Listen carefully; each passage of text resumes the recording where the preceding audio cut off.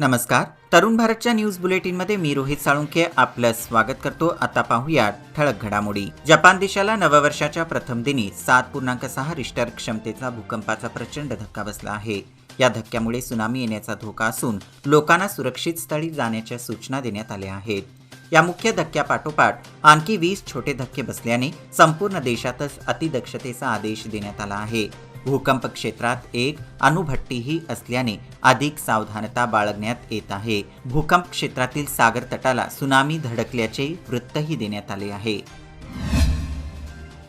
कन्नड संघटना आणि प्रशासनाकडून मराठी फलकांना लक्ष्य करून कन्नड फलकांसाठी सक्ती केली जात आहे. यामुळे दोन भाषिकांमध्ये तेढ निर्माण करण्याचा प्रयत्न होत असून यामुळे कायदा व सुव्यवस्थेचा प्रश्न निर्माण होणार आहे. त्यामुळे कानडी संघटनांच्या पदाधिकाऱ्यांना वेळीच आवर घाला अशी मागणी महाराष्ट्र एकीकरण युवा समितीच्या वतीने महापौर शोभा सोमनाची यांच्यासह पोलीस आयुक्त SN सिद्धरामप्पा यांच्याकडे निवेदनाद्वारे करण्यात आली.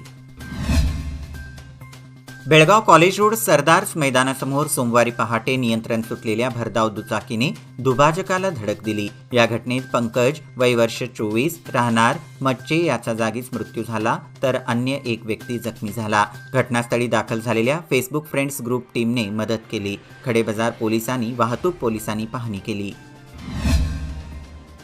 नव्या वर्षाच्या सुरुवातीलाच बेळगाव शहरात धक्कादायक घटना समोर आली आहे. तानाजी गल्ली बेळगाव येथील रेल्वे फाटका शेजारील विहिरीमध्ये एका अनोळखी तरुणाचा मृतदेह तरंगताना आढळून आला.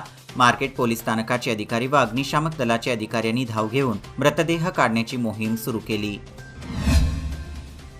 देशभरातील खाद्यपदार्थांची चव चाखण्याची संधी बेळगावकरांना 6 ते 14 जानेवारी दरम्यान सीपीएड मैदानावर भव्य रोटरी अन्नोत्सव 2024 द्वारे मिळणार आहे. मागील 27 वर्षांपासून रोटरी क्लब ऑफ बेळगाव तर्फे रोटरी अन्नोत्सव भरविला जातो. बेळगावसह देशभरातील खाद्यपदार्थ खवय्यांना एकाच ठिकाणी चाखता येतील. यंदा अन्नोत्सवात सुमारे 185हून अधिक खाद्यपदार्थांचे स्टॉल्स उभारले जाणार आहेत. 1,80,000 स्क्वेअर फुटांमध्ये भव्य मंडप उभारले जाणार आहेत. यामध्ये व्हेज नॉनव्हेज खाद्यपदार्थांची रेलचेल असणार असून यासह गृहोपयोगी वस्तू, वाहनांचे प्रदर्शन आणि अम्युजमेंट पार्कची व्यवस्था करण्यात येणार आहे. इसवी सन 1818 साली इंग्रज आणि पेशव्यांमध्ये लढाई झाली होती. या लढाईमध्ये महार पलटणच्या पाठबळावरच इंग्रजांनी पेशव्यांच्या विरोधात युद्ध पुकारले होते. यंदा या भीमा कोरेगाव युद्धाला 206 वर्षे पूर्ण होत आहेत.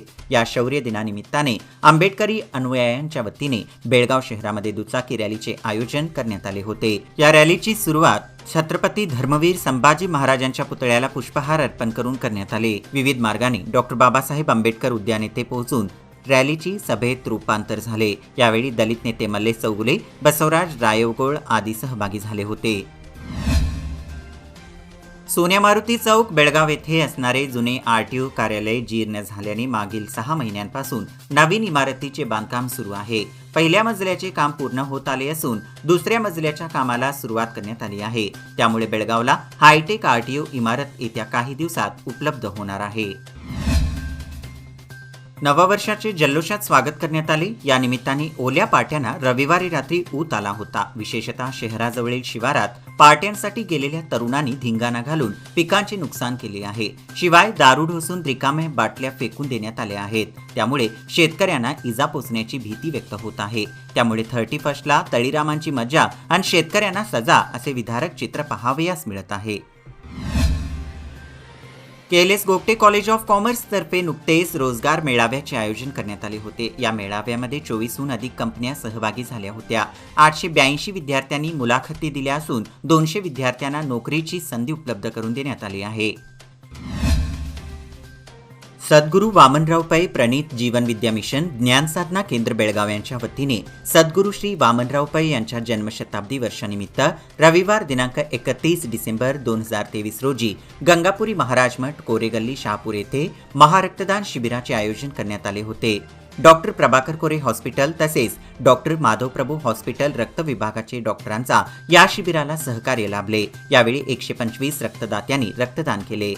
जिल्हा पंचायत बेळगाव, जिल्हा आरोग्य व कुटुंब कल्याण खाते बेळगाव यांच्या वतीने राष्ट्रीय आरोग्य अभियानांतर्गत आरोग्याबाबत जागृती करण्यासाठी निपाणी व चिकोडी तालुक्यातील 10 निवडक गावांमध्ये पथनाट्याच्या माध्यमातून जागृती करण्यात आली.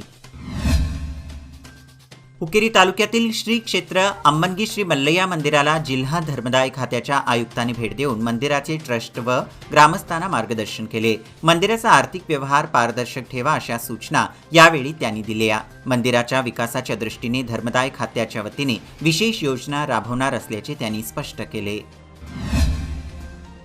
वैरण आणायला निघालेल्या दुचाकीस्वारांनी रस्त्याकडेच्या दिशादर्शक फलकाला जोराची धडक दिल्याने झालेल्या अपघातात दुचाकीस्वार जागीच ठार झाला. हा अपघात सोमवारी कनगला लक्ष्मी मंदिरानजीक राष्ट्रीय महामार्गावर घडला. शिवानंद मल्लप्पा हसुरे, वय वर्ष 41, राहणार व्हणीहळ्ळी, तालुका हुक्केरी असे मृत युवकाचे नाव आहे. स्तवनिधी घाटात ऊस वाहतूक करणाऱ्या ट्रकने 4 वाहनांना धडक दिल्याने दोघेजण गंभीर जखमी झाल्याची घटना सोमवारी दुपारी 12 वाजण्याच्या सुमारास घडली. नूतन वर्षाआरंभी स्तवनिधी घाटातील दुसऱ्या वळणावर यात विनोद गंगाराम हलगेकर, वय वर्षे 36, राहणार खानापूर व रमेश के निंगवडे, वय वर्षे 30, राहणार बेळगाव हे दोघे गंभीर जखमी झाले आहेत. बेडकेयाळ येथील गळतगा मार्गावरील ओढ्याच्या पुलावरून ऊस वाहतूक करणारा ट्रॅक्टर कोसळल्याची घटना घडली. या घडलेल्या घटनेत दैव बलवत्तर म्हणून ट्रॅक्टर चालक बचावला आहे. वाहनधारकांकडून सदर ओढ्याच्या पुलावर संरक्षण कठडा उभारावा अशी मागणी करण्यात आली आहे. असे असतानाही याकडे संबंधित विभागाने दुर्लक्ष केले आहे.